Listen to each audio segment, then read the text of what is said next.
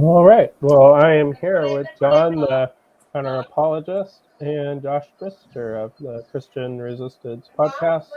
Had you both on my channel before, and yeah, it's just going to be a back and forth kind of dialogue covering different arguments. And yeah, I'll let you guys present whatever you want about your channels or yourselves, and then we'll get started. So, John, why don't you go first? Okay, so my name's John. I go by Counter Apologist online. I've been doing this thing actually almost like 10 years now, but I don't put out a ton of content. So I'm an apostate and an atheist. I was a Christian believer until I was roughly 28 years old. I deconverted. My wife, fortunately, she also deconverted. And right after that, we had our kids. So it was pretty fortunate that we didn't become parents while we were in the church and have kind of weird things happen that way. And I tried to make myself believe for a while because she didn't convert right away. And so I went into apologetics hardcore. And I am an engineer by training and trade. So I did this philosophy thing that I mostly ignored in college. And the apologetics just kind of drew me away. Like I thought the arguments were just bad. And there were some of them that were I was trained up somewhat in science. I did a little bit of physics in college. And so like when I saw apologists try to use those sorts of arguments in physics, I got really annoyed. And then I started writing a lot and about to counter these things and make resources for people like me who were deconverting and looking for responses to apologetics. And I just started putting it out there, and I kind of make a video or post when I can. I do a lot of Twitter, but that's basically what I've been doing. All right, and then Josh, you want to go ahead and share? Yeah, well, I'm a teacher by trade. Right now, I'm not teaching. I just don't want to pursue that anymore. I feel I'm doing other things, doing physical labor outside, and I'm really happy that it's got me back in shape. But I've been studying philosophy, Christian philosophy, and apologetics for about a little over 20 years now, maybe 22 years or so. I've read quite a bit on this. It just seems that it's really deepened my faith, and yeah, my channel, the Christian Resistance. I just want to articulate a gospel message to an ever-growing secular culture. Um, I believe, secular culture sometimes takes presuppositions for granted. Even though I'm not a presuppositional apologist, I'm a common sense apologist in the way of Thomas Reed, that great 18th century Scotsman, Presbyterian minister. But I think common sense leads one to God. That and Aristotle and Aquinas. All right. Well, thanks for coming on to both of you. And yeah, I can't remember who we decided was going to go first, but John. Okay, go ahead and present your first argument, and then we'll have Josh respond to it. Yeah. All right. So, well, but before we go into, are you an atheist because of that argument? I would like to understand why you're an atheist first. Well, that goes right into my first argument. So, all right. So I'm just going to go with that. That's I put that very first, right? Because this was supposed to be a debate discussion about atheism versus Christianity. And since I was a Christian for roughly 28 years, I kind of believe the real question is why I am no longer a Christian. So the first part of why is the first argument I want to give is because I found defeaters for my pre-existing Christian beliefs, specifically the problem of hell and the abhorrent moral teachings in the Bible, which can be framed in terms of love. Now, I frame these problems in terms of love because while I think we can get into the weighty metaphysical territory about what is love and what is goodness and evil, I think most of us, or at least I certainly have a very good understanding of what love is. I am in love with my wife and I love my two children dearly. There are certain actions that are effectively out of bounds for me to do to my children, specifically because I love them. Because I love them, I cannot torture them. I couldn't force them to go through incredible amounts of trauma or loss. I couldn't avoid doing all that I can to provide for their well-being, at least right now when they are so young and are in my charge, right? And if I did any of those things, people would rightly conclude that I didn't love my kids. And yet, when we consider the Christian afterlife of heaven and the traditional picture of hell, I'm left concluding that no loving being would ever create an entity it loves if it were possible for that entity to experience eternal conscious torment. Now, this is compounded by the problem of heaven, where there is supposed to be no evil or suffering. Why not simply create that from the get-go? I like to say that theistic apologists have a severe underappreciation for what is logically possible. And a God, as typically defined, can do anything logically possible. So given the possibilities of what and how God could have created, there are scenarios that could have been used to create a perfect world from the get-go. And I think this is a real defeater for the Christian picture of how things will go. What's worse is to say that if God wants to get the elect who go to heaven, he somehow must create the reprobate who must go to hell. Then you have an apologetic where God uses people as a means to an end. And what's worse, tortures them for eternity, all to get his special set of the elect. And that is simply not an act of a being who loves all his creation. Now, I think annihilationism isn't particularly well supported in the biblical text, but even if we accept annihilationism as possible, at best, it doesn't solve the problem of hell. It just kind of takes the edge off. The problem is, I think the problem of hell is still fatal. Most forms still have some period of afterlife torment, but even if you have this weird immediate annihilation view, that we still have the problem of suffering in this world. Universalism has a similar problem, at least in terms of why suffering in this world exists, and if everyone is supposed to get to heaven eventually anyway. So I don't think either of those ways out really do anything to get through the problem I'm presenting. And then the second part for this related is that the abhorrent moral teachings of the Bible, specifically related to the Bible's prohibition on lesbian, gay, bisexual, transgender relationships. I had a set of friends who were gay, and they were quite clearly in love. And just as my wife and I were in love, this was before we had kids, and the Bible called that love wrong. And I knew what love is, and they were very clearly in love, and I couldn't call their love wrong. It was pretty straightforward. If their love is love and it's right, and the Bible says their love is wrong, well, the Bible's wrong, right? It's just that straightforward. And it was the same way with loving God, sending people to hell, or even loving people suffer in this life to eventually get to heaven. I think that is those actions are inconsistent with a loving being. So that's the big leader of my deconversion and apostasy. All right. Yeah, you want to respond to that now, Josh? If I was trying to figure out if Christianity is true or not, I would build a cumulative case. Look at the evidence for the resurrection. Look at the arguments for the existence of God. So when you offer one defeater, well, how does that compare to the resurrection?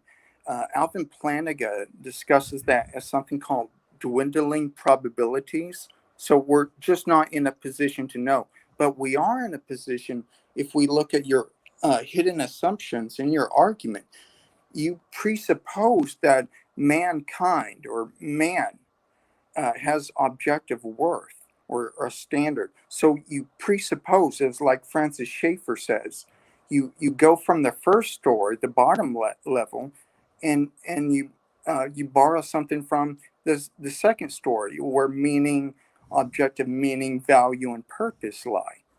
So the atheist is inconsistent, and therefore I can't see that as a successful argument. By the way, or not by the way, to continue with this, you're minimizing the gravity of sin. God, as the greatest conceivable being with no room for potentiality, is morally perfect and can't simply forgive sin. The sin that we have must be paid in some way, must be dealt with. So it's ultimately us in what C.S. Lewis discusses in his Mere Christianity. We ultimately send ourselves to hell by our free decision not to follow God. And by the way, we can't guarantee that God's creation, mankind, won't freely seek seek idols like pride or radical individualism. In fact, I think that's the real Achilles heel of atheism, this radical individualism, this me first mentality, rather than dealing with these arguments from natural law that the Stoics, that Aristotle, that others, Jewish, Arabic, Christian, have all defended. So I don't think your defeater is a good one. I think there's a defeater for that. And we're simply not in a position to weigh the probabilities compared to the theistic arguments, such as the resurrection of Jesus and some of the other arguments for the existence of God. All right. So there's a bit there to say. So you the first thing I really want to point out is that you accused me of a presupposition that I'm believing humans have objective worth and that somehow atheism is justified to this. I think atheism can justify that, or sort of a version of that, or at least as well as theism can. But I want to point out my argument didn't do that at all. I could have, there is no objective worth to human beings or no intrinsic value to human beings whatsoever. My argument points to the inconsistency of the act of love, right? A loving being does not condemn something it loves to eternal conscious torture, right? That is just something a loving being can't do. I can't torture my kids. I don't need a meaning or anything like that for that argument to go through. That's the first response. By what standard do you make that moral judgment? It's not a moral judgment. Onto God, which is an absolutely perfectly moral and loving being. If God does exist, and if hell does exist, and God created that place, then God is within his sufficient reasons for doing that. But again, I think if people willfully go there by their pridefulness, and pridefulness is something that's endemic to mankind. I think we can all make idols all the time. I think lots of people, atheists included, make idols of this mere, in quotes, mere unmitigated reason. Think that reason is this savior of everything. I think we have to look at the totality of the theistic worldview to make those. Well, there's no way to make those probabilistic judgments because we have other reasons for believing Christianity is true. So if I, just because I don't like the doctrine of hell, well, maybe we have to consider that God may have morally sufficient reasons for allowing a person to go there because of their sin. I think it just minimizes the severity and gravity of a person's sin. So it compromises God's holiness. That's what I'm trying to say. Okay, so there's some problems there. So first of all, you're accusing me of making a moral judgment. I am not doing that. I am saying we are being told God is defined as an all-loving being. I know what love is, right? Well, you're giving examples of love. You're not given the paradigmatic essence of love. You can only know by analogy. But if you were to show me an example of a three-sided shape, that would simply be an example. That a triangle is something that is the paramount of what it means, that this transcendent understanding. And by the way, I think we have all these transcendentals that we presuppose in everyday life. For example, truth, beauty, and goodness. We can give examples of those, but we can't show them. So, but by way of referencing to them, we presuppose they exist. And if God does exist and people wind up in hell, God has morally sufficient reasons for why they are in hell. Okay, so there's a few things here. So one, I still haven't even gotten to this, the whole addressing the whole thing of sin and not sending ourselves there. But the point is that you're saying, well, God is the paradigmatic thing of love. Well, God is the very thing under that we're questioning the existence of. And you're saying, well, God is a loving being, and I am a non-believer, right? And you're talking to non-believers. And you're like, well, God is love, right? Well, I know what love is. I know love on the deepest level that I possibly You're could describing know. it by giving an example. Yes, and if what you're telling me is the paradigm of love violates all of those examples, you're wrong. It's like telling me that God is the paradigmatic triangle and then telling me he has four sides. No, that doesn't work. God necessarily is love.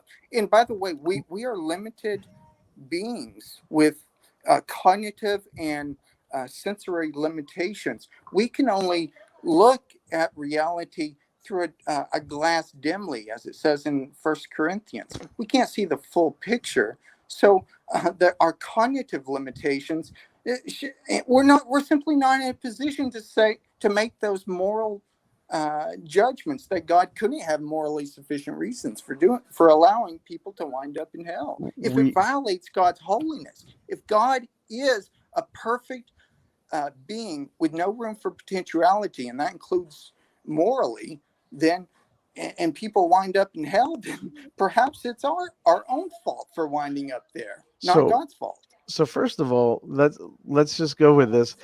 If somebody tortures their kids and then they get on the trial and they're like, but I love them, we can look at that. We'd say, no, you don't. Right? I have enough epistemic access to what love is to look at somebody who would do that or put their kids in horrible, endangering situations and be like, no, you clearly do not love them. That's one. Two, like I said, you're underappreciating the realm of what is logically possible. God could have created contingent beings such that they had a nature much like himself they cannot. Well, hold on a second.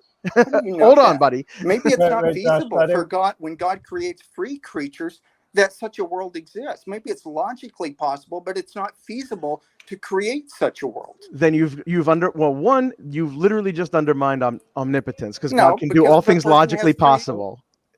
If all due respect, if a person has free will, and if you look at the literature, Alvin Plantinga would discuss this also. If a person has free will, we're simply not in the realm of possibility to know. Maybe to get as many people, to create as many people that have loving relationships with each other and with God. Maybe the possibility that people will rebel against God goes up. Maybe there's a trade-off there.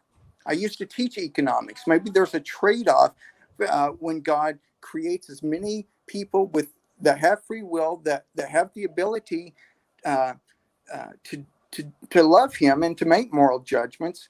Maybe that there's just some people that will freely reject God and wind up in hell. And I don't think that's God's fault. So there's a couple of things here. One, God is not free. God cannot do evil. By logical necessity and of the definition of God, God literally cannot do evil. God has no more free will. What is evil? Wait, Josh. So hold on. Yeah. Let John go on then. Thank you. So first of all, you've defined. So if you want to say like I'm assuming a typical Protestant, goodness is defined by the nature of God, right? So, but God by his nature literally cannot do good. God does not have moral free will. So one, what is the value of creating beings with free will in the first place? Because God can love and it has no moral free will. God didn't have to create. Hold on, buddy. You're muted. You're muted, Dry. Sorry, I muted Josh just for a minute just to make sure we get the point. So the point is that God is so defined, literally has no moral free will.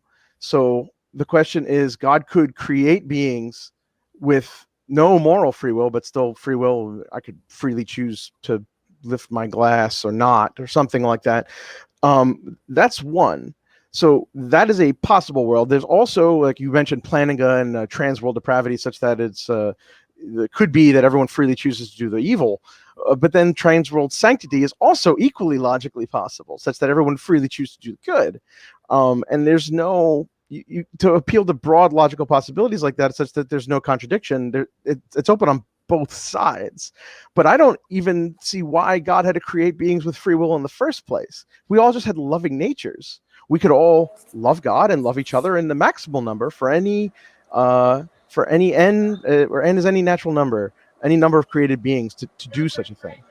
Okay, So, how do you know in such a world only one person exists?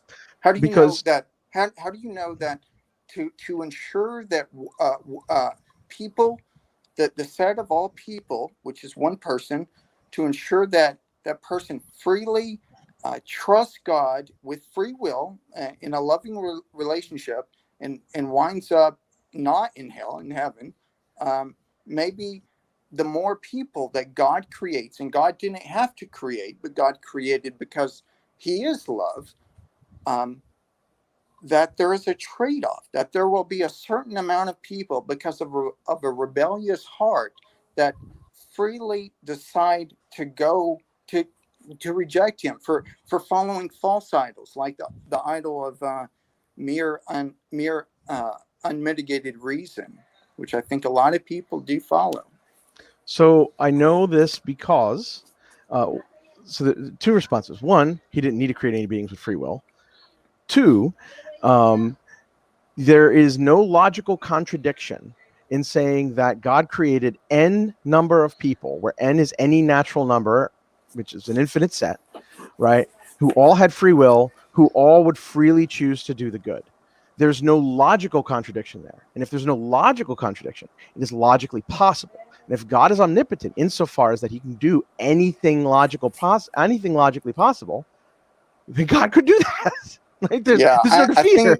I don't think you're taking free will seriously. Maybe there's trade-offs of that logically possible. Maybe there's only one member in the whole set that freely decide to follow God. And the more people that God creates, that there will always be a proportion, or some proportion of the people that freely decide not to follow God. And to your first point, yeah, God didn't have to create free creatures, but I'm surely happy that he did, because we can, we have the decision to freely love him or not. And I think being free, I think that allows us to even be in this dialogue. So free will is one it is extraordinarily available that libertarian free will of the sort that typically is being invoked here even is coherent. Let's put that to the side, right? Let's just put that to the side for a second. One, God does not have the moral free will. We've already established it is logically impossible for God to sin, right? If God exists. So God does not have this moral freedom. He cannot not choose to love, right?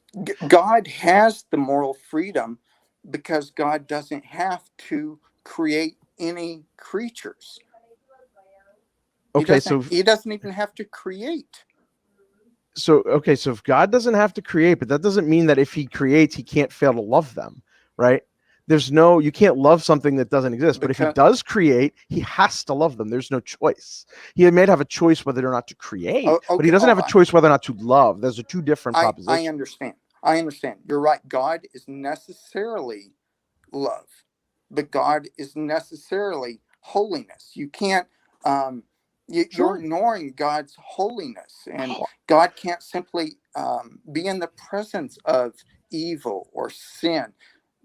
I think what you're saying bespeaks the fact that God needs to make if God is all loving, he's going to make it a way where people can, even when they sin, can freely come to him. I think you're kind of making an indirect argument for the necessity of salvation.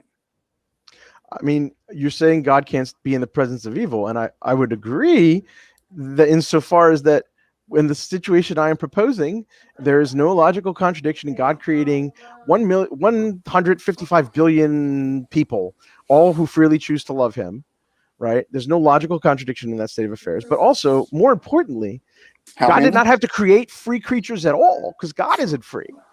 And so we could all just love God. There's no God is free to exercise his love by creating people.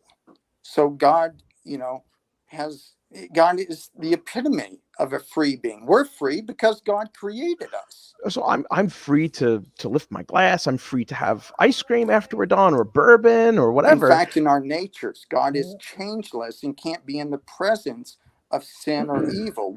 His nature is self-existent, subsisting, as Thomas Aquinas says. Ours is finite, that has potentialities and limitations, and not just that, cognitive limitations and noetic limitations. The noetic qualities of sin enter into this. There's too many things that are trade-offs when you're trying to argue that God doesn't. God and evil, God and the existence of hell are logically incompatible. You're simply not in a position to make those probabilistic judgments.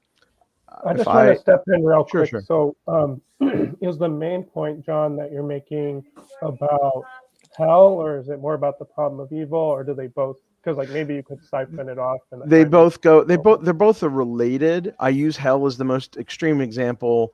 It's the most poignant one, I think, given the possibility of what God could have created. And like if I found a parent who let their child go into a pit where they would get tortured, right, even if they told them not to go there, and didn't stop it when they could, that's not a loving parent, right? That's just I know enough about love to say God, that. in his foreknowledge, knew that there would be unmitigating circumstances in the future that would really destroy him in other ways, spiritually, and also he would bring down countless people. It seems to me that you're setting limits. Your mere cognitive limitation and understanding of morality, you're setting limits on God. What a perfect moral being, if you can even put God in a class. I don't think you can, but you're putting limitations on God. I mean, yes, love. There are things God cannot do by your own definition of God. Like God, what like creatures. There are moral, like could God lie? Like by definition of God as being a morally perfect being, could God tell a lie? There are like once you put the limitation of God is all omnibenevolent, omni-loving, God is love. There are things that God can't do, unless you want to tell me there isn't anything God can do. Let me ask you this: Do you think maybe you're picturing God? You're taking God's moral and loving nature. You're looking at that in isolation from God's other attributes, like His holiness. So when I try to picture God, if God does exist, you have to look at the whole picture, and not just look at the trees, but look at the whole forest also. Look at the whole context. Sure. And I can look at the whole context. Are you compromising God's holiness by saying that God is not even a bit, because God did not have to create beings that had the capacity to morally sin. There would be no sin. It's heaven. It's exactly what you think heaven is. But from the get-go. If God freely creates people, He can't guarantee that some won't go astray. And especially when He creates more and more people, there may be trade-offs. Like I said, the cognitive limitations, the noetic quality of sin. People may look at idols like mere unmitigated reason or pridefulness in a person's heart, and just willfully reject God. That's why I think C.S. Lewis was right. People ultimately wind up where they will for reasons. It's not God's fault. So two things. Okay, we've been on. We have been on this for some time. Wait, so I want to let like John respond, and then maybe we'll let Josh give one of his arguments about that. Okay, so I'll try to be very brief. One, like I said, we didn't have to have moral free will. Like we could be created such as beings that we don't have the moral free will or the capacity to sin. If you believe in heaven, then you believe heaven will be a state of affairs where people will not have the capacity to sin. There are infants that die that have never had any capacity for reason, so that they are always in a state in their conscious lives that they have never been able to sin. So the fact that we could have been created that way from the get-go means a loving God would have just created that, right? Second, let's pretend for a moment that God had to create the elect, or had to create the people who send themselves to hell. Let's pretend that's cogent, in order to get the elect. Well, then you're using the reprobate as a means to an end. And I would not send somebody, even let them torture themselves. We would lock them up. We would restrain people if they were torturing themselves. We would stop them from doing this. They would go into a mental ward, right? Out of not even loving just society, right? So a loving God, if he had to send people to hell in order to get the elect, the moral action is he wouldn't create. If there was some metaphysical principle that you came up with that's not logically necessary to do that, I think that's a failing response. Yeah, I don't see how that's any reason for denying that God has morally sufficient reasons for not allowing people to go where they will in their rejection of God. God lets people with free will make their own decisions, and when they freely choose to reject God, God honors those decisions. He doesn't keep them away from their free will, but he honors those decisions. So I think I've answered it, and I think C.S. Lewis was right on. And I also think we're presupposing some moral standard of goodness that transcends our mere cultural milieu, something that we judge right and wrong by. C.S. Lewis also talks about this. For anyone interested in these issues, I recommend you get C.S. Lewis's book, Mere Christianity. And I appreciate it. I mean, I Josh, could you want to reply, but go I'm going to ahead stop and so he could do his yeah, thing. well, we can pick it up at the end if you guys choose. But yeah, Josh, why don't you go ahead and present one of your arguments, and then we'll let John respond. Okay, I'm trying to figure out which arguments. Yeah, because we probably have time to cover maybe one or two more arguments. Just looking at the time. Okay. Be aware of that. Let's talk about morality in general. Okay. Is that okay? Trying to look for my Go for it. Okay. I had a moral argument written down. Again, my computer crashed a little before I came on. Okay. I wrote this out in deductive form. Moral laws imply a moral lawgiver. There is not objective moral law. Therefore, there is an objective moral lawgiver. It seems that we live and function as if objective moral laws were real. And I think this is a fact that Cicero and the natural law theorists, Cicero, Aristotle, and people after that recognized this. Let me just read to you what Cicero says, and this is very short. The law was neither a thing to be contrived by the genius of man nor established by any decree of the people, but a certain eternal principle which governs the entire universe, wisely commanding what is right and prohibiting what is wrong. Therefore, they called the original and supreme law the mind of God.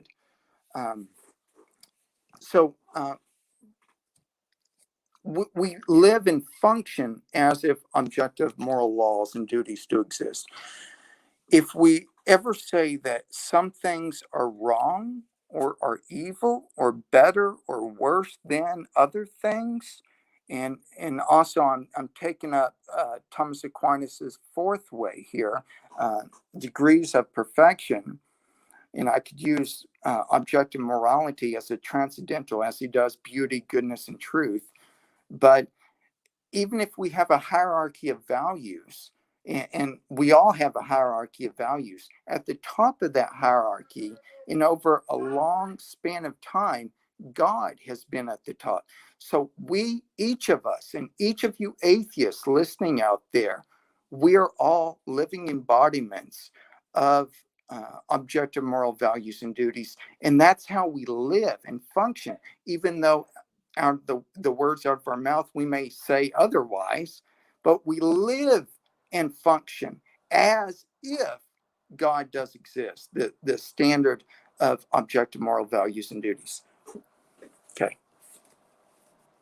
Okay, so I've got a few videos on the moral argument. So the first thing that we really need to clear up in terms of especially in terms of your syllogism, is going to be what exactly you mean by objective. Now, I have dealt with a similar argument by William Lane Craig. Mind independent. Sorry? Mind independent. Excellent.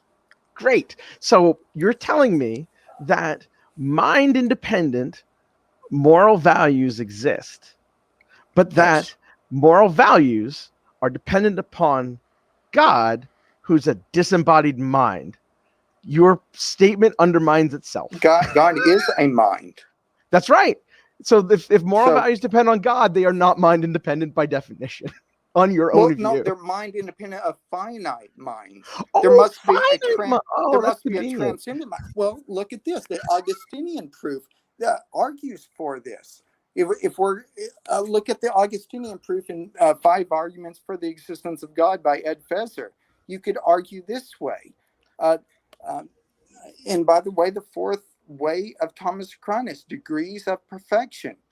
I mean, you gave me one argument. You've mentioned 2 more. So no, that's the same argument. That's what Thomas Aquinas would use. So to clarify, Josh, are you saying that morality, like moral laws, depend upon God's mind, or just depend upon His being? Because that might help. Well, moral actions depend on minds, but God is a mind. God necessarily exists, and we have our minds because a mind with no potentialities created all of us. All right. So when I say mind independent, it's obviously finite minds. Okay. That have no potential to change. We all have potential. God has no potential. God is purely actual. All right. So let me go here. So first it's mind independence, then it's independent independent of finite minds. So one, that's an ad hoc modification to start with. But more importantly, hold on. So the thing is that you've just said, well, you live as if there's objective morality, and you've defined objective morality as basically God existing morality, because it must be a non-finite mind. We recognize in our daily lives that objective moral values and duties do exist. I mean, you do too. I'm trying to reply. Rather than just means. Right. So I think John might be granting objective morality, but he's saying that maybe why does it depend upon a mind? Is that right? Okay. So let me, I'd like to respond. So the idea that you could say, so I think the idea that mind independent morality or meaning or purpose is just incoherent, right? Because these are things that literally depend upon minds existing. Right. Yes. So there just can't be a objective, and objective is mind independence. And so to say that there must be, just say, well, I mean, finite, independent of finite minds, is just to say, well, there needs to be God morality, or there needs to be God meaning or God purpose. And well, yes, if God doesn't exist, then that doesn't exist. But I certainly don't live my life as though there must be God morality, God, something based on a God. There's no, I don't need to have that. As a matter of fact, if you want to talk about mind independence, one might look at the moral theory of, say, Michael Ruse, right? So Michael Ruse is typically appealed to by apologists as a kind of horrible, a non-objective moral system, because Michael Ruse says is that what is and is not wrong is species dependent. It's species relative. So it's objective insofar that it was what we find is wrong is I like to think of it as dictated by the brute facts of our biology. Well, right? Michael Please Ruse let me doesn't believe- finish. Okay, so what is right and wrong for humans, right, is based upon the brute facts of our biology. Now, it would be wrong for us to rape, right, because of the kind of beings that we evolved to be. Sharks do forcibly copulate, but we would not say that sharks rape or that it is morally wrong for a shark to rape, right? It just doesn't really work, and they don't have the consent and everything else. The point is that there we have a mind-independent process, evolution, creating beings like us, right? That we have a certain kind of nature, even if God doesn't exist. We have a nature in terms of what our capabilities are. And then what is good for or bad for our flourishing and what lets our society function as a social species would be a mind independent insofar as that the rules were not set by a mind, right? Set of a moral system that's objective. Okay, well, let's look at what Michael Ruse says. I'm glad you brought him up. I think he agrees. He explains, and I quote, "Morality is a biological adaptation no less than our hands and feet and teeth, considered as a rationally justified set of claims about an objective something. Ethics is illusory. I appreciate that when somebody says, 'Love thy neighbor as thyself,' they think they are referring above and beyond themselves. Nevertheless, such reference is truly without foundation. Morality is just an aid to survival and reproduction, and any deeper meaning is illusory." End quote. Now, yes. Now, you can't live that way. Nobody lives that way, and you don't either, counter apologist. I think so. Actually, here's the thing, right? When he says it is of no foundation, is illusory, he means that there is no thing that exists in the world. It has an ontology. Goodness as a thing does not exist. There's no Platonic form of the good would be But an we atheist, live another as atheist. Huh? So that there's an ontological standard of goodness. That's Thomas Aquinas' fourth way, and we can recognize he denies that, right? He denies that, and I would agree. I think morality is a lot like the economy, and that when we have beings like ourselves and we are limited by resources, right? I didn't get to choose the law of supply and demand. The law of supply and demand is dependent upon minds, because if there were no people, there would be no supply, no demand, right? And so, but I don't get to choose. No, it's not a metaphysical law. Okay. It's entirely based upon the kinds of beings we are and the fact that we are resource limited in a universe with finite resources, right? But there is no such thing. The economy doesn't objectively exist as an independent entity. But just because it doesn't exist as an independent ontological entity doesn't mean that it's subjective, that I could choose, that I can't, if I have too much supply, there's going to be no demand. That's just by the nature of what we are. But it shows that even though the ontology may or may not exist, that God does exist, the atheist lives as though objective moral values and duties exist, and it can't reside in some finite mind to hold things together like abstract objects. It must reside in a mind that's infinite. So it seems that atheists, when they say that ethics is illusory, like Michael Ruse just said, their actions show that they think objective moral values and duties really do exist. And by the way, this is what, and this is the last one I'll say. This is what J.L. Mackey of Oxford University says. If there are objective moral values, they make the existence of God more probable than it would have been without them. Thus, we have a defensible argument from morality to the existence of God. But in order to avoid God's existence, excuse me. Well, that's the end of the quote.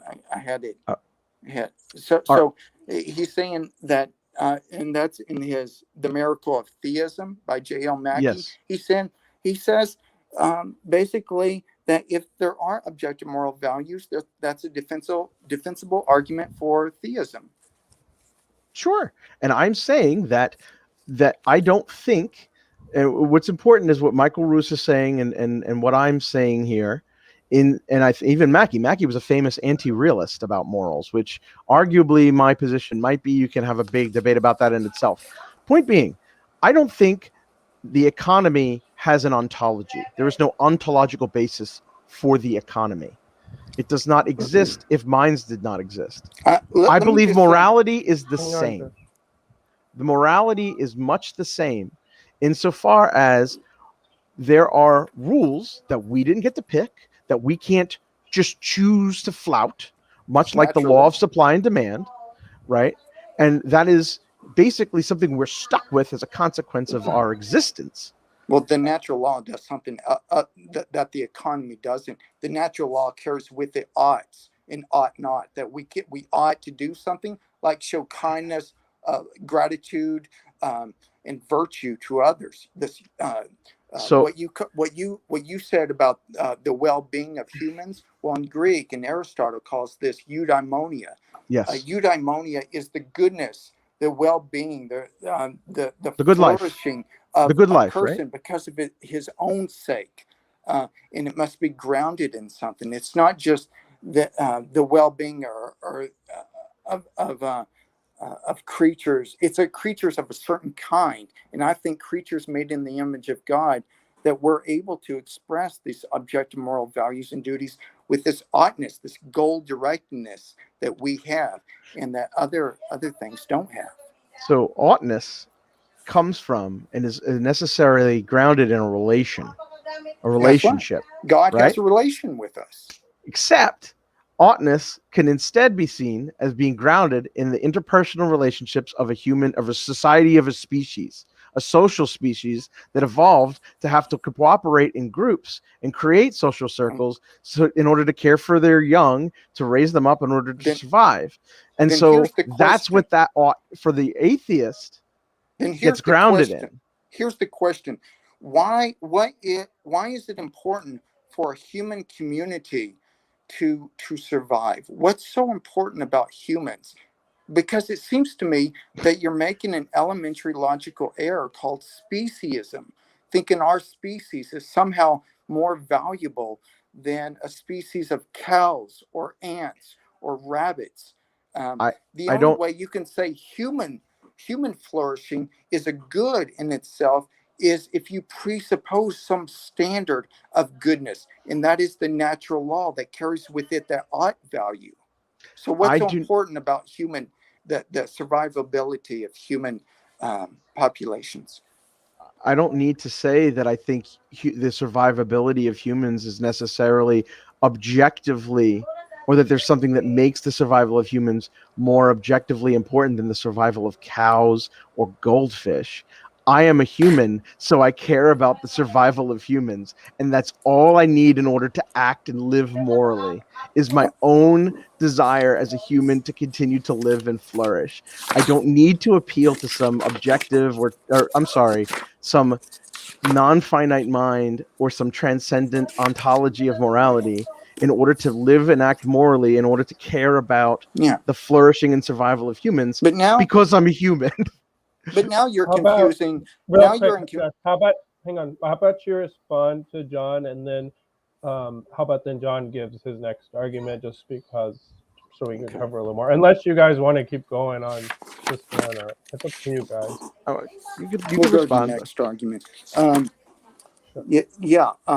Well, Dostoevsky said in one of his books that if God does not exist, all is permissible. And Bertrand Russell, in his Freeman's Worship, he says that we should build our lives upon the firm foundations of unyielding despair. With atheism, these authors knew the consequences of atheism, because in atheism there is no value, meaning, or purpose. Those great three things: value, meaning, and purpose. Only by borrowing from the second store, as Francis Schaeffer said, uh, and borrowing objective morality and meaning and value and purpose, can you make your life meaningful in the first story of meaninglessness? So I think the atheist is in a conundrum here. If he denies objective moral values and duties exist, he has no reason for meaning, value, or purpose. But of course, no atheist lives that way. All atheists and everybody in between live as though God does exist. They live as though the logos, they're living embodiments of the logos. So I think the atheist is trying to have it both ways. I really would like to go back at that some, if that's Sure. cool with you. All right. So, two things. First, the Dostoevsky's quote of "If God it does not exist, all is permissible." First of all, everything's already permissible, right? I could say, I want to go have sex with the thing that's prohibited on your morality, right? Let's just say that, right? And you're like, well, God's going to punish you and send you to hell. And I go, I don't care. It's worth it.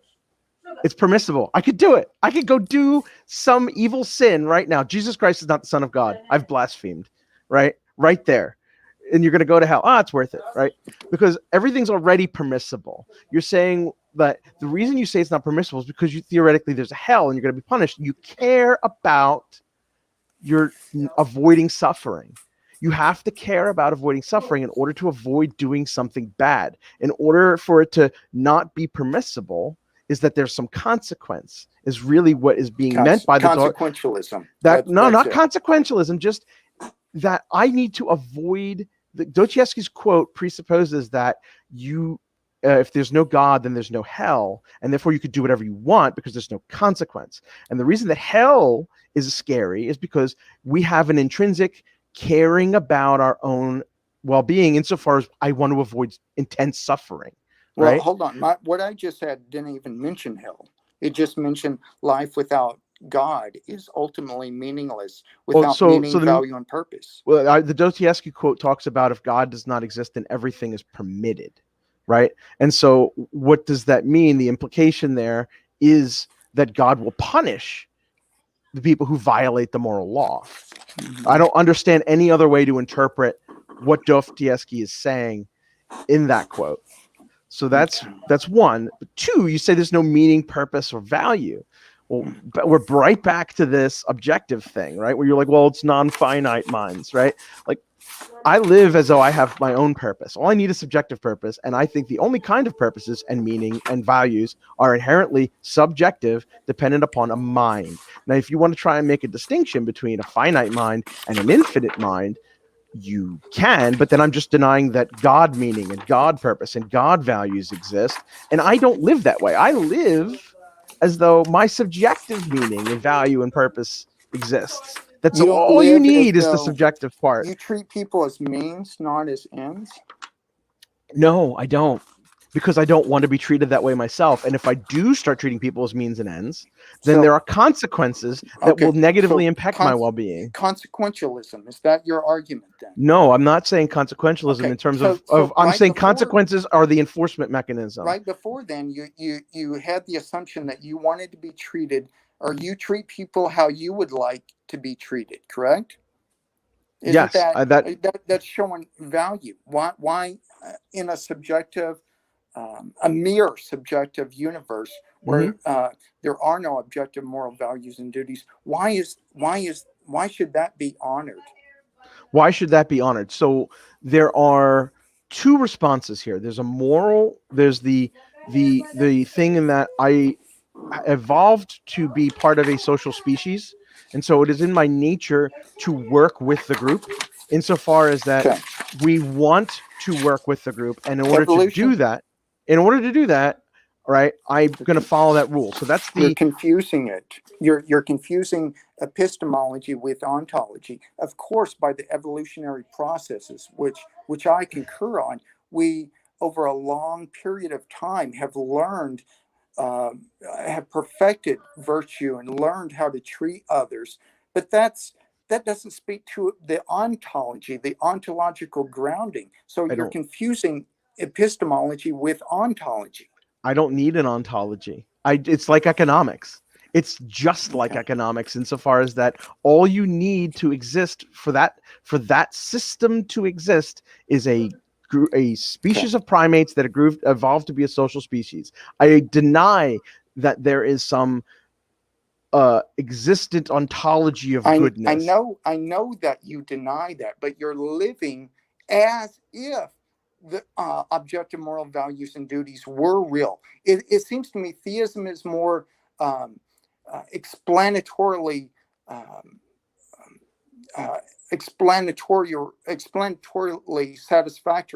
satisfactorily. It gives a causal relationship there, or an ontology, which God is the anchor of our transcendent, of our moral values. He's the transcendent vantage point from which the atheist grabs into that second story. That's Francis Schaeffer's words. But it seems to me that the theist has a ready explanation that our social actions of objective moral values and duties, they're rooted in God's very nature. So you say I live as though I have it. I deny that simply because I live just like I act in an economic way, and I follow things like the law of supply and demand that I did not choose, right? I don't think the law of supply and demand exists. I don't think it has an ontology. And just like I don't think morality has an ontology. Well, but because of that, right? Because of that, that explains how I live this way. That's how I'm living that way. Now you're talking about the lawful nature of the universe, that there are laws and patterns and regularities that make the universe function. And I think this is another argument for the existence of God, the applicability of mathematics and how it corresponds to the physical world. It seems to me that under theism, and pardon me for moving on, but you're getting two arguments back to back. Right. So let's determine, guys, if we want to move on to another argument. I think we have time for maybe each of you to give one more argument. Okay. So if that's the case, then I think it's John's turn. Oh, okay. Do we want to do that then, Josh? Like let John give an argument, maybe do that for about 10 or 15, and then you can give a final argument. You know what? I think you're going to like my second argument, Josh, because it's probably going to be something that your response might be one of your own. So let's go on to that, and then we can then go to Josh's final argument. All right. So once I had found defeaters for my Christian beliefs based on my strong understanding of love and morality, I investigated the evidence for Christianity to see if it was strong enough to override my sense of what love is. And mind you, that sense is particularly strong, but it is not so strong that it could overcome particularly powerful evidence for the truth of Christianity. Now, as I said before, I'm an engineer by training and trade, so I have a very empirical and evidentialist approach to solving questions about things that I don't know, and that informed how I investigate the truth claims of Christianity. You start from a neutral position, you follow the evidence to see if it establishes your conclusion. And I think once you take the evidentialist approach and you don't start with the conclusion that God exists and that Christianity is true, you are simply never going to get to those conclusions. And that's why one of the most famous and celebrated developments in contemporary Christian philosophy is Alvin Plantinga's Reformed epistemology, which is specifically formulated to provide a justification for theistic and Christian beliefs, which explicitly rejects having to take an evidentialist approach to those beliefs. Now, the evidentialist methods are a problem for Christianity because the religion justifies itself by appealing to the supposed miracle of the resurrection of Jesus as proof that Jesus is God and that his philosophical and theological teachings were true. This is a big problem because quite a lot of religions try to justify their theological teachings by appealing to their own set of miracle claims. And literally all of those miracle claims are held up only by the supposed testimony that witnesses observed the miracles occurring. So there's this irreconcilable problem when it comes to investigating whether a miracle claims are true, because so very many religions have multiple eyewitness reports for a variety of miracle claims. Many of these claims are ones that we have many of these claims are ones we have the claims of the miracle happening are far closer to the supposed miracles happening than we do for the pseudonymous gospel accounts that were written down decades after the event. And this leads to a dilemma. So either we can't use the testimony and the methods of history to establish whether miracle claims are true, or if you say we can use that, then miracles no longer get to serve as definitive evidence for the theological and philosophical teachings of the miracle worker, because I have equal amounts of supposed eyewitness testimony to these miracles happening. Both horns of these dilemmas are fatal when it comes to establishing Christianity on a neutral, evidentialist framework. And this gets compounded by the overwhelming normative experience of nature being uniform. Typically, when someone makes a claim that involves something physically impossible happening, we reject that claim. Like if I'm on trial for murder and I claim that my concealed carry handgun levitates out of its holster and shot the murder victim all to the sound of a devil laughing, well, I'm going to go to jail. I'm going to get convicted. There's no jury that's going to let me off on that, right? It doesn't matter if I had 6 witnesses. We all said it levitated out of my holster and shot them all on its own. No jury's taking that because of the overwhelming normative experience of miracles not happening, right? So I don't see how I'm supposed to take testimony of miracle claims in the ancient past to be good evidence for their occurrence, but we won't accept testimony of miracle claims in a court of law, right, to get someone off for murder, right? And this gets doubly compounded when we look at the specific stories for the resurrection narrative, which is riddled with contradictions and shows sign of legendary development, and more importantly, the addition of demonstrably false supernatural claims. And I want to stress, I'm not setting a threshold that's impossible to meet. Again, I don't want to understate how broad logical possibility is. God could certainly have created a situation where only adherents to the one true religion could perform trivial, though repeatable and empirically verifiable miracles. Let's say having a priest turn water into wine at every Mass. This would provide a specific context to give weight to Christian miracle claims over the miracle claims of other religions. And so we could establish the Christian claims as true. This is not very far off from what the Bible claims happened with the apostles and the miracles they supposedly performed even after Jesus' death, so as to spread the gospel. Okay. And that's it. There you go. Okay, so you should have just brought up David Hume, and I could have brought up a number of things that within David Hume's own lifetime. Well, we have William Paley's A View of the Evidence for Christianity, 1794, that rebuts him. That shows the eyewitness testimony can rebut him. It's probably the most sophisticated book of the Apologist that I'm going to show. The Apologist tracts on the resurrection that rebut Hume's skepticism. Also, you have Richard Whatley.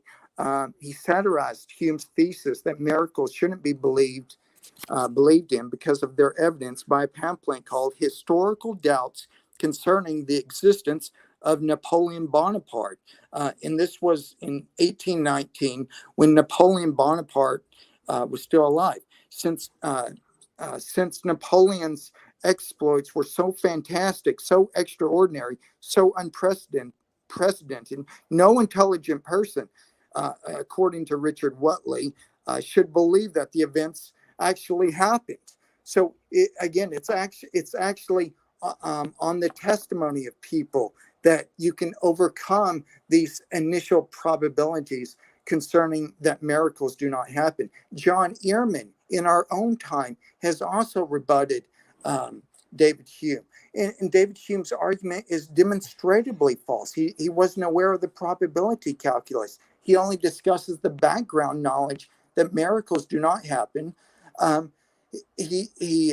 He simply adds up the evidence. He doesn't weigh the relevant evidence. So John Earman, not a Christian, shows that David Hume's argument is fallacious. You also have Simon Greenleaf, American lawyer and jurist, in his testimony of the evangelist in 1846 that set the model for many subsequent works by legal apologists. He is distinguished as one who applied the canons of ancient documents to establish the authenticity of the gospel accounts. as well as cross-examination principles and assessing the testimony of those who bore witness to the crucifixion and resurrection of Christ. He was a lawyer. His works were used all throughout the 19th century. So Simon Greenleaf. You also had George Campbell. I bring up Thomas Reed a lot. George Campbell, his 1762, a dissertation on miracles, containing an examination of the principles of David Hume. William Adams, an essay on Mr. Hume's essay on miracles in 1752. Joseph Butler's Analogy of Reason, 1736, is another apologetic for Christianity. And especially, here's the last one, Thomas Sherlock, his Trial of the Witnesses of the Resurrection of Jesus, 1729. Satiristically, Sherlock presents a mock trial that accuses the apostles of hosting the resurrection because it purportedly violates the course of nature, something which even eyewitness testimony could not overturn. He shows that it could be overturned by picturing, well, we saw a person alive, and then we saw, and then we record their testimony that they saw him in the grave, dead, and then there were reports that he was alive again by those same people. So a lot of the David Hume's argument was rebutted in his own lifetime, a little before the type of arguments he presents, and a little after. So there's multifaceted, critiques of this argument for the identifiability of miracles. If a miracle, and this is in Sherlock's words, if paraphrasing, if a miracle is done over and over again at the whims of Jesus saying, get up or be healed, then you can't say it's a mere violation of natural law. I think there are good arguments for the resurrection of Jesus. You look at the 1 Corinthians 15 creed. You look at the other creedal statements found in the book of Acts, the book of Romans, the book of Philippians, of Colossians. There's so many of them. I went to college where at Liberty University. I was friends with Gary Habermas, perhaps one of the leading experts on the resurrection. I went to college there when Antony Flew deconverted from his atheism. And by the way, I hope you deconvert also. But I think that these arguments against miracles are really fallacious. They've been answered. So, let me go. All right. So, to say that so first of all, you gave me a litany of people and times that addressed this, but it took a while to get to some attempts at addressing it specifically. So let's go through a few things. The one thing is specifically you did mention, one of your examples was that you couldn't believe in Napoleon Bonaparte. None of the claims of Napoleon, none of the claims of what Napoleon Bonaparte did were physically impossible, right? No, so it's literally just disanalogous. Nobody would believe them. So to say that I'm just gonna. It's not physically impossible. There's a very big difference between something cool happened versus it's impossible. Yes, right. But you believe it on the testimony of people that their character is not for making up things. Now, what you do is you don't deal with the specific evidence. And I watched your hour-long video on the resurrection. It doesn't seem that you deal with the specific evidence on the resurrection of Jesus. These people had everything to lose. They went through shipwrecks. This is Paul, but we know Paul, Peter, and James were all put to death. Probably more than that. The specific evidence shows that these creeds go back to within 5 years of the resurrection. And some of them, like Rudolf Pesch, a New Testament scholar, dates it even earlier. Bart Ehrman says a lot of these people actually believed that here it is, Bart Ehrman. This is a quote. It is a historical fact that some of Jesus' followers came to believe that he had been raised from the dead soon after his execution. We know some of these believers by name. One of them, the Apostle Paul, claims quite plainly to have seen Jesus alive after his death. Thus, for the historian, Christianity begins after the death of Jesus, not with the resurrection itself, but with the belief in the resurrection. He's skeptical of miracles. But Yes. their historicity goes back to within a few years of the purported event. Okay. So first of all, we're talking. So there was the first thing about this analogy between the physically impossible and the extraordinary. That's one. Two, you say it goes back within 5 years. I got contemporary to the miracle happening, recorded in a newspaper of the miraculous healings of Joseph Smith. Yeah. Multiple of them. How Hold many on, of buddy. his Hold on. witnesses I'm left going him? to speak. Okay. So I've got multiple eyewitness testimony reported in newspapers for the miracles of Joseph Smith. Joseph Smith, who I will mind you, him and his Mormon followers were persecuted throughout the United States. He was killed by a lynch mob, did not recant. He was put into jail. But we have other evidence that rebuts that. 8 of his 11 followers disbanded, went the other way. They rebutted him. Some of Jesus's followers fell away too. Three of his but remaining followers were actually kin. All of the people, including 500, actually saw Jesus as alive, and that was in that 1 Corinthians 15 creed. So time out a second. You've got non-eyewitness. So the claims of the 500 are not from an eyewitness. That is a repeat of a creed that existed. The very amount of eyewitness people who claim to have seen Paul, who we know wrote books of the Bible, is Paul. Eyewitnesses? Well, but how do you know those 500 people weren't eyewitnesses? Paul says some of whom are still alive, though some have fallen asleep. Paul is saying, in essence, you can interview these people. He's putting a test. It's a given name. He's putting a test to his people who read this, to saying there's a way to falsify this. Go interview those living eyewitnesses. There were eyewitnesses to the miracles of Satya Sai Baba. There are eyewitnesses who were interviewed by newspaper people who said Joseph Smith did miracles. They said they thought it came from the devil, but they attested that he did the miraculous work. There was a Protestant minister who said this and was reported in a newspaper. So the answer that I have is that lots of different. So if you want to say that testimony establishes miracles, I got miracles galore, pal, with a lot of people who will testify to it. And their testimony was reported closer to the miracle event than 5 years after the death of the supposed resurrection. So if you're going to say that testimony establishes that miracles can happen, right? Then now I have a wide variety of miracles that are equally well established. Sure, you do. No, you don't. Those miracles, and by the way, when David Hume, he talked about other miracle claims in his inquiry.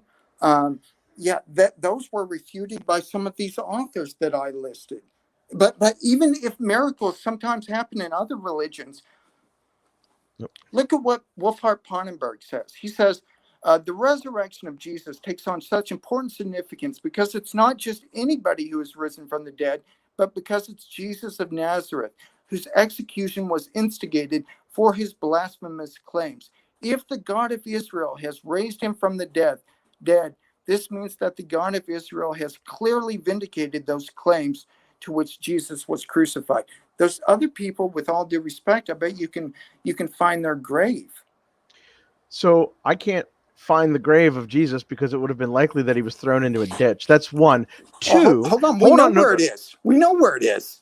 No, there is no. Constantine's wife found it. They did an investigation.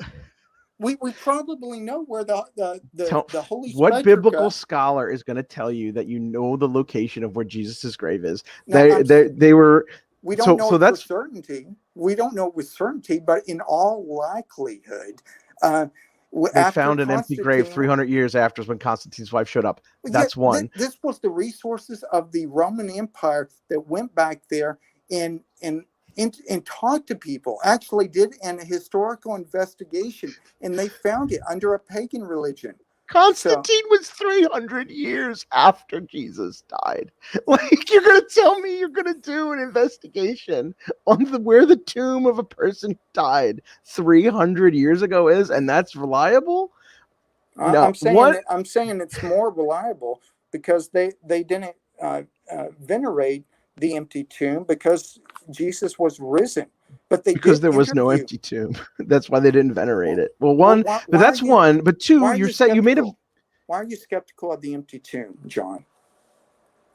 Well, hold on. Let me get to that second point. There's 2 points to respond to first, and then I will gladly talk about why I'm skeptical of the empty tomb. One, you mentioned that the claim of Jesus's resurrection is so grand that it's more believable. Like, no, like the scale of the claim has nothing to do, has no bearing on the truth if the evidence for it is identical to the evidence for the other miracles. I don't know if some miracles didn't happen in other parts or other religions. Craig Keener, in his massive book, 2-volume book, Miracles, documents miracles all around the world. Who are you to say? I simply quote to you Shakespeare's Hamlet. There are more things in heaven and earth, Horatio, than are dreamt of in your naturalistic philosophy. I added the word naturalistic, but it seems that you're arguing from a global skepticism.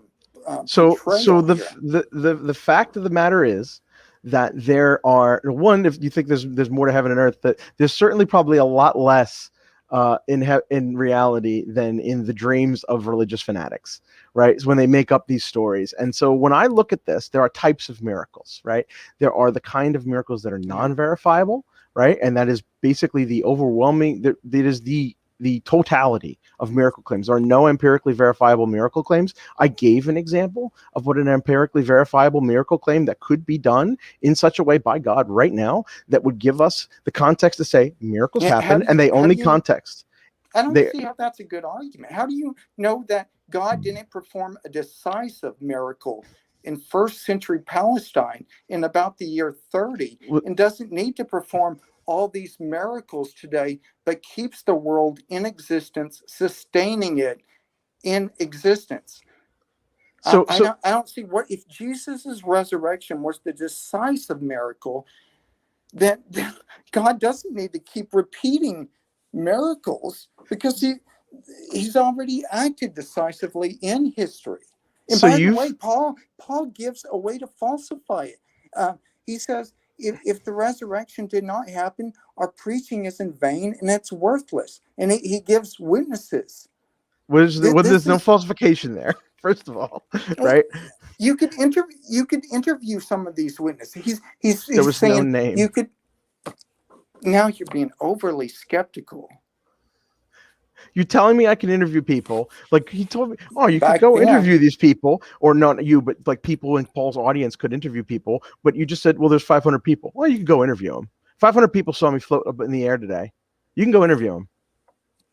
So you're calling Paul a liar now? Yes, I think so. I do think that creed that he's repeating was a legendary development, and the Gospels show legendary developments. Now, what's very important here, hold on a second. That creed, no scholar believes that 1 Corinthians 15 creed is a legendary development. All scholars, virtually all scholars believe that creed dates back to within 3 to 5 years of the resurrection of Jesus. And by the way, there's other creeds spread all throughout the New Testament, like in Romans. But Peter's preaching in Romans 2 and in Romans 10.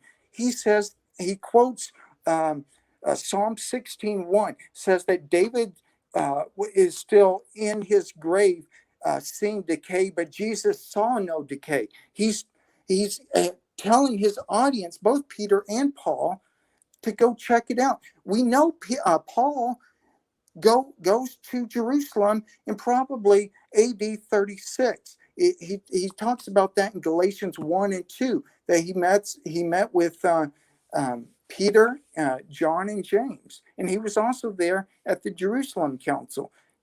He interviewed them there. Okay.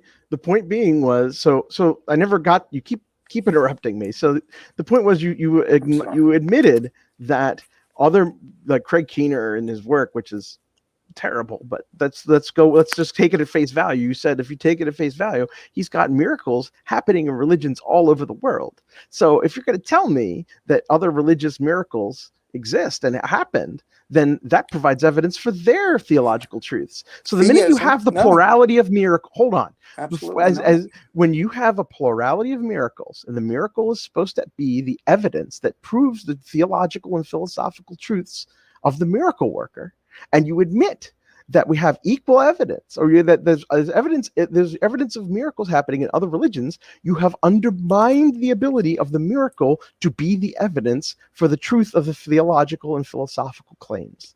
I think the resurrection of Jesus was the ultimate miracle, because it shows that it's in vindication of Jesus's radical claims about himself, about being not just a mere prophet, but as in his trial recorded in Mark, Jesus says he is like the Son of Man coming from the clouds of heaven. And he also uses divine claims in Mark 13 and in Mark, where he says not only the Son of God knows when the hour will come. And he also uses divine claims in Mark 2 in his ability to forgive sins. So that's why I quoted Wolfhart Pannenberg.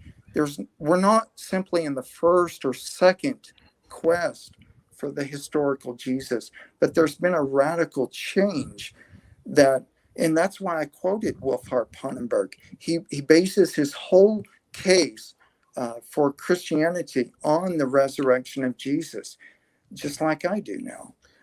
So I think there are good reasons to believe in the resurrection. And theism leaves open the possibility that there may have been miracles at other times, but the decisive miracle is God raising Jesus from the dead.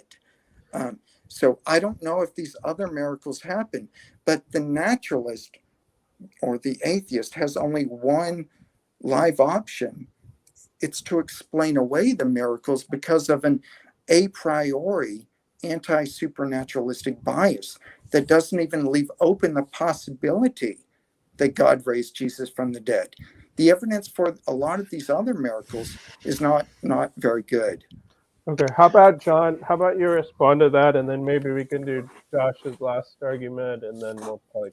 Sure. So what's very important here is that the miracle I have better attested miracle claims to the miracles of Sathya Sai Baba and Joseph Smith than I do to Jesus Christ.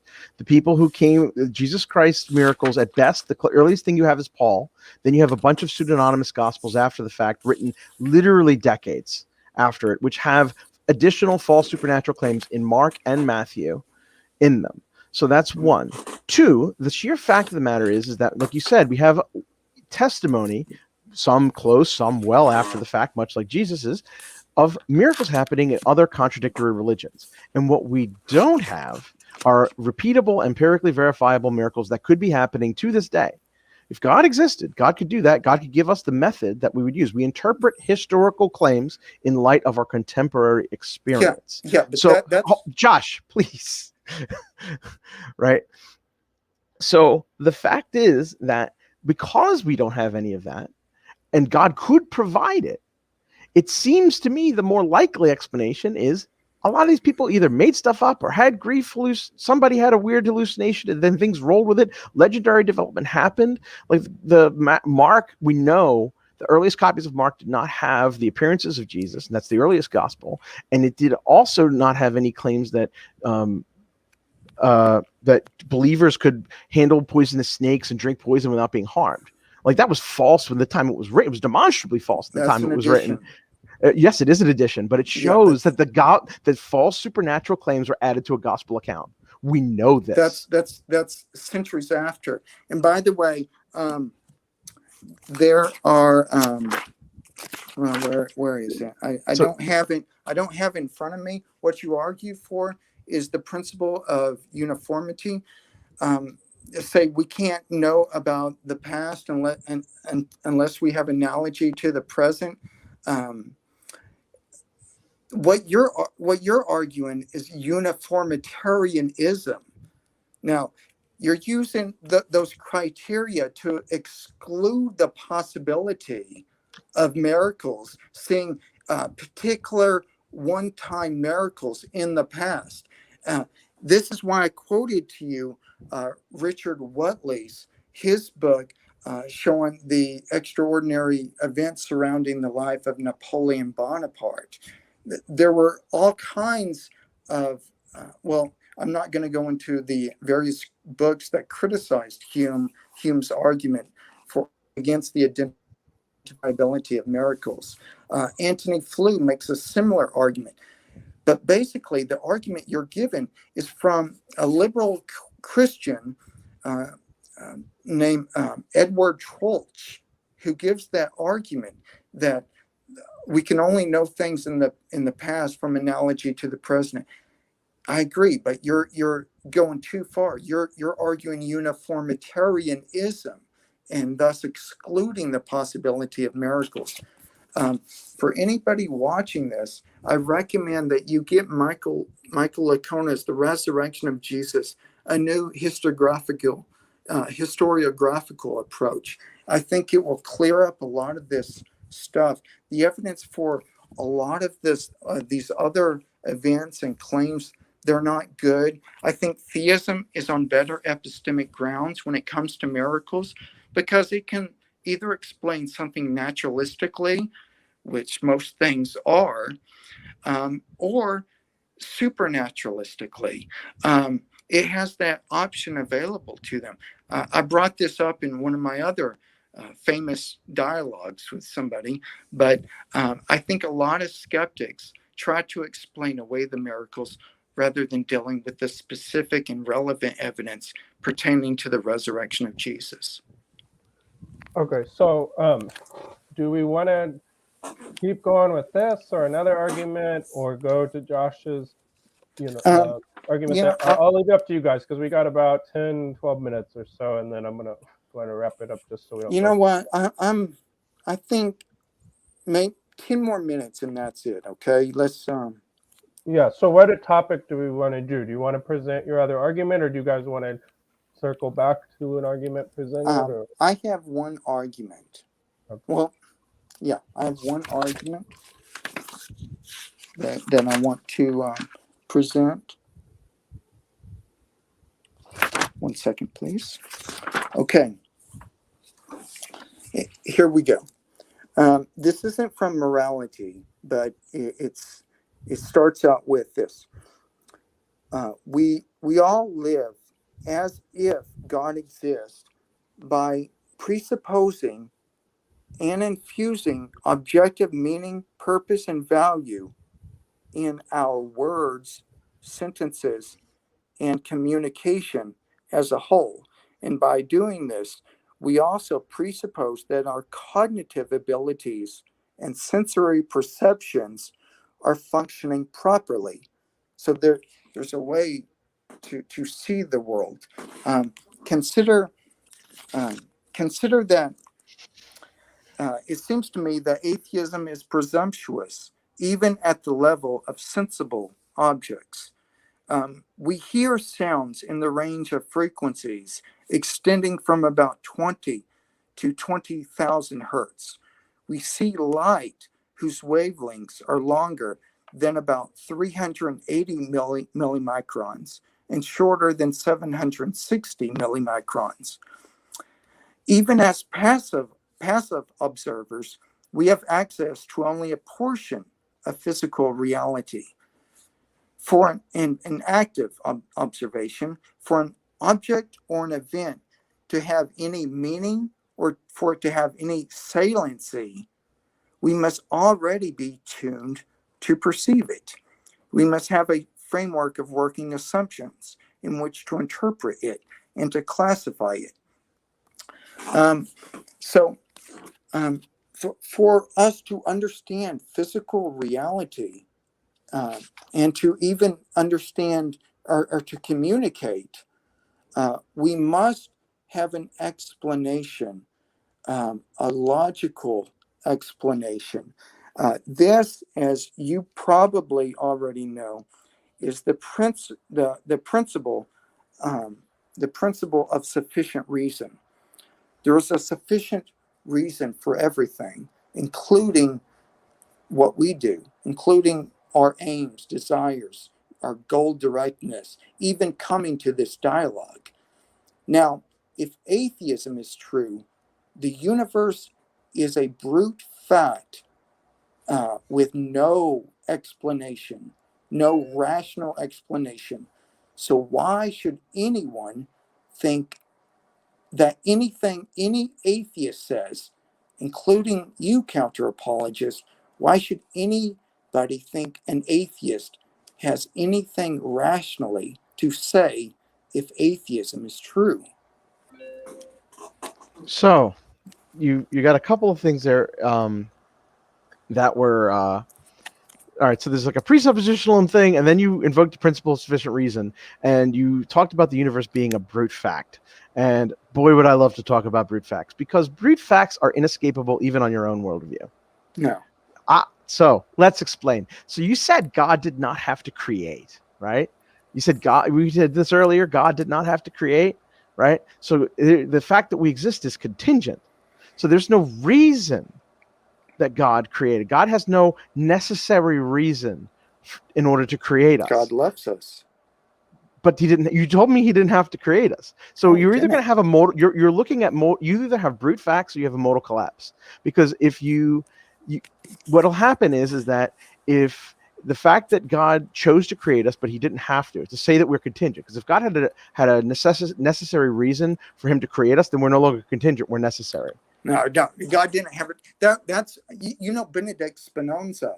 That was Benedict Spinoza's argument against the possibility or the impossibility of miracles. God, since God is necessary, his will would also have to be necessary.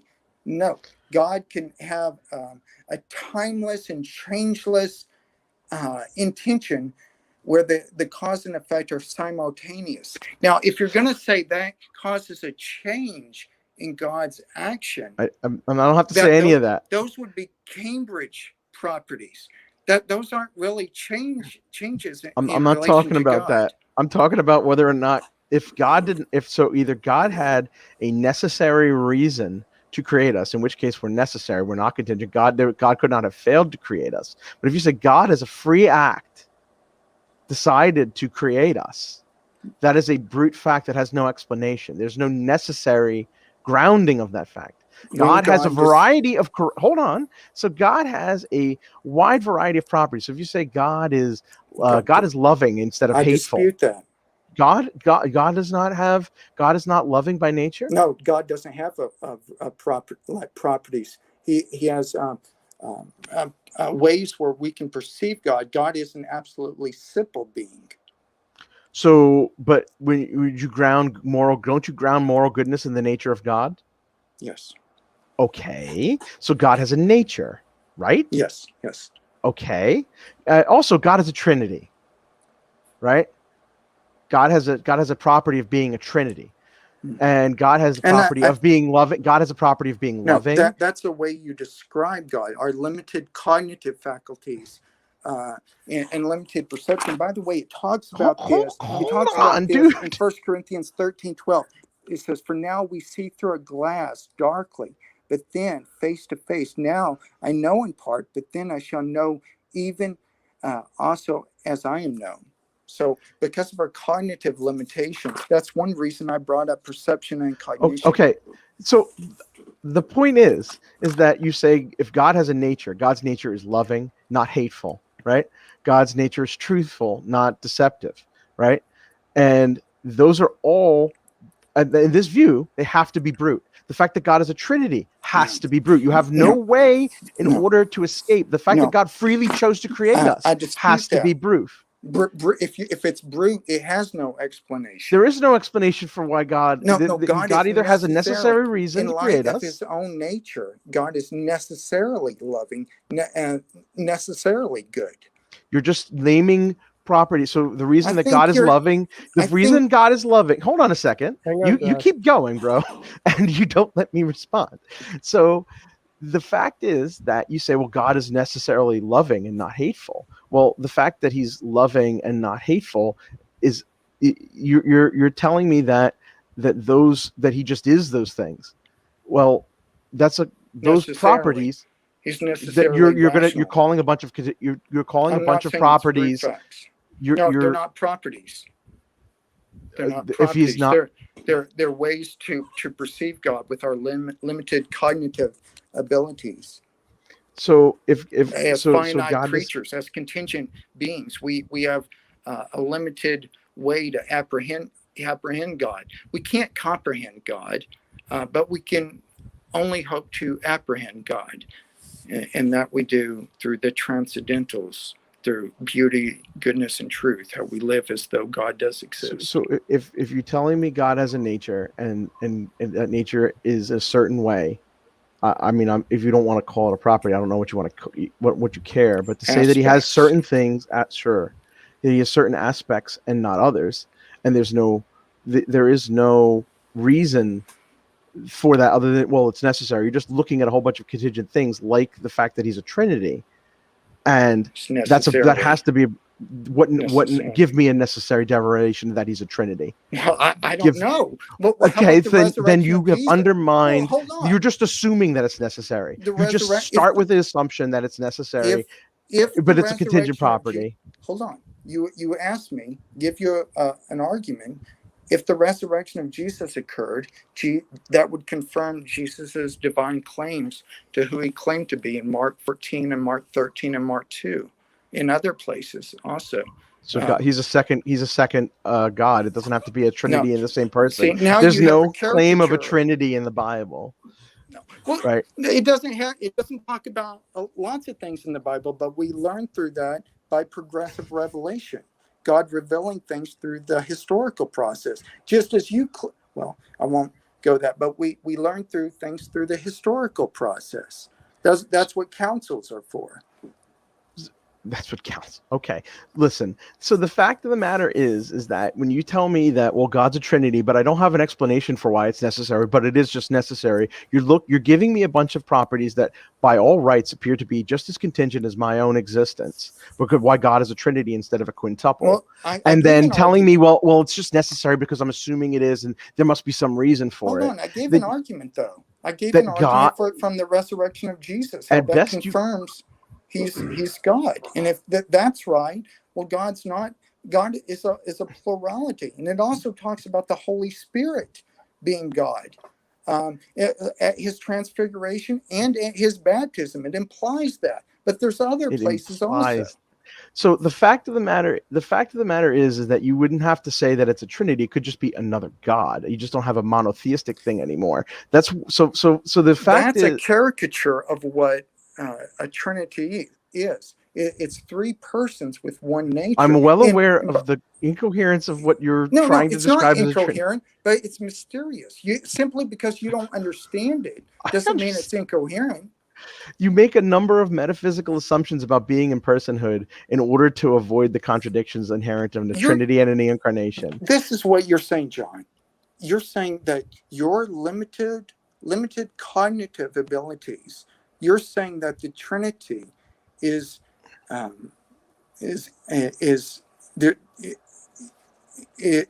logical at all, and I'm saying, that's pride. That's what I'm talking about. A lot of prideful people wind up. Look at the whole thing. Look at the whole debate. I think there's lots of reasons for thinking Christianity is true, namely the resurrection of Jesus. It would confirm his claims to divinity, and so that when it would mean God would be the Father and the Son would both be God. So you talk about the resurrection. We've already kind of gone over the reasons why I think the resurrection isn't really believable or any better watched justified your than other video. miracles for it. But the point is that to say that, well, this miracle confirms that God is a Trinity, it doesn't get at the fact that there's some necessary reason why God is a Trinity. I'm saying God's being a Trinity, it has to be a brute fact. There's no logical derivation you can make. It's unrational. If God does exist, God is rational by necessity, by his own nature. So I actually have an argument for this. Actually, and we're going to go about 5 more minutes. Okay, let me read the argument, and it's really not my argument. It's Lemnes's argument. Everything that exists has an explanation of its existence, either in the necessity of its own nature, or in an external cause. If the universe has an explanation of its existence, that explanation is an external, transcendent, personal cause. But if atheism is true, the universe has no explanation of its existence. If the universe has an explanation of its existence, then atheism is not true. So both A and B are contradictory statements that I just read. Premise 3, the universe exists. Premise 4, the conclusion. Therefore, the explanation of the existence of the universe is an external, transcendent, personal cause. That's by Gottfried Lemnes. I mean, we're going to go through yet another argument. My point about the Trinity was more along the lines of, you cannot show me a derivation of why it is logically necessary that God be a Trinity. You cannot, the only way you could even attempt to do that is to make up some metaphysical principles about reality or goodness or I don't know what. Oh, what I just like you do, just like it is done to say that three persons can be in one being. You start making a ton of metaphysical assumptions that are themselves contingent. There's no way to show a lot that such things are necessary. Well, John, you're right. It's very, very difficult for me to try to show that the Trinity is very logically tied. It's very hard.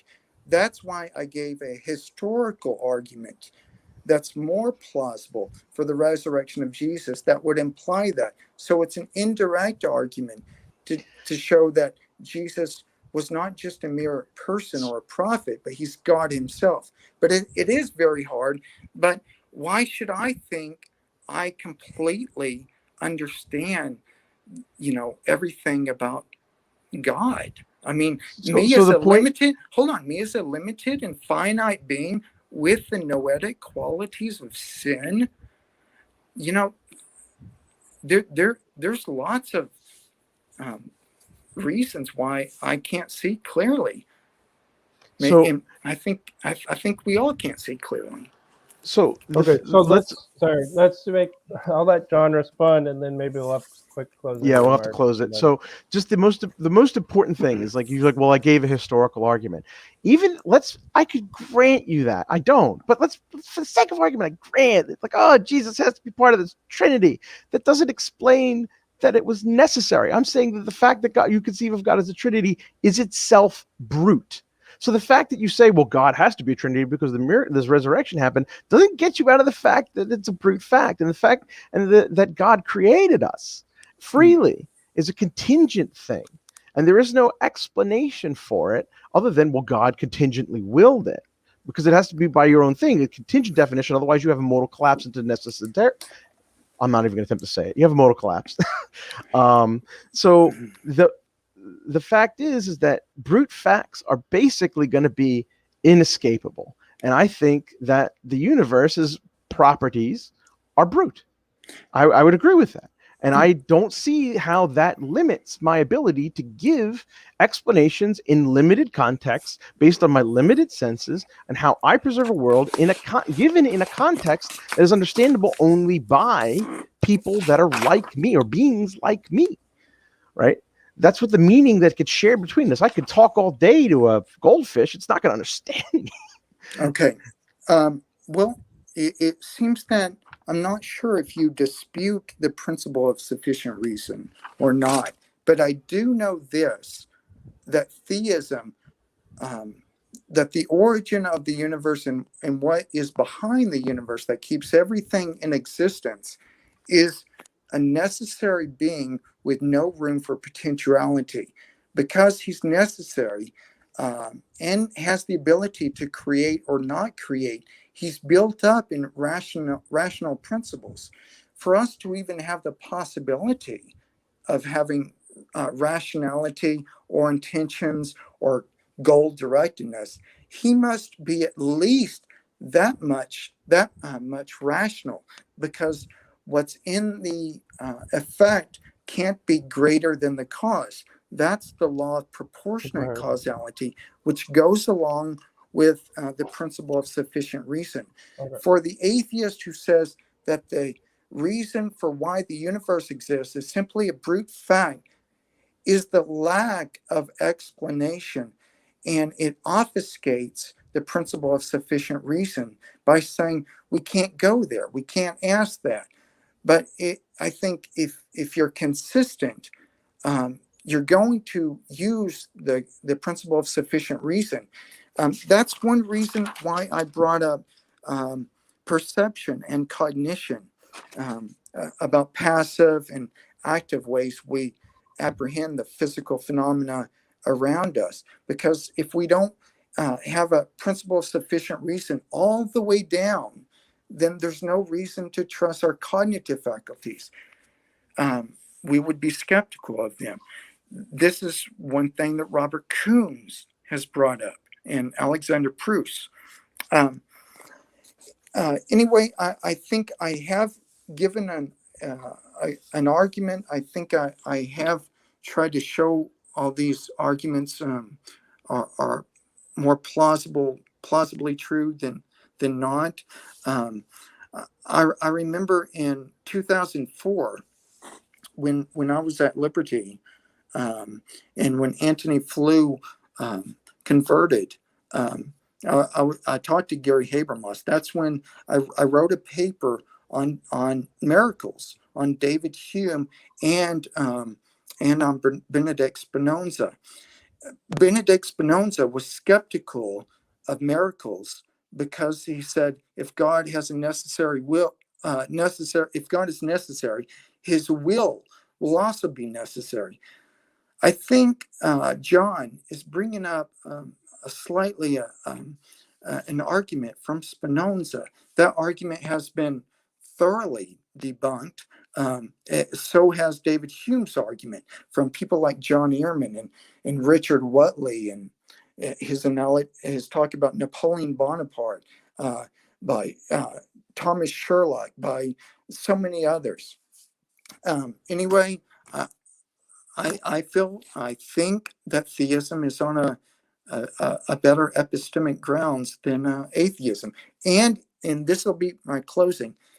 In atheism, there simply is no meaning, value, or purpose to anything or in any particular thing.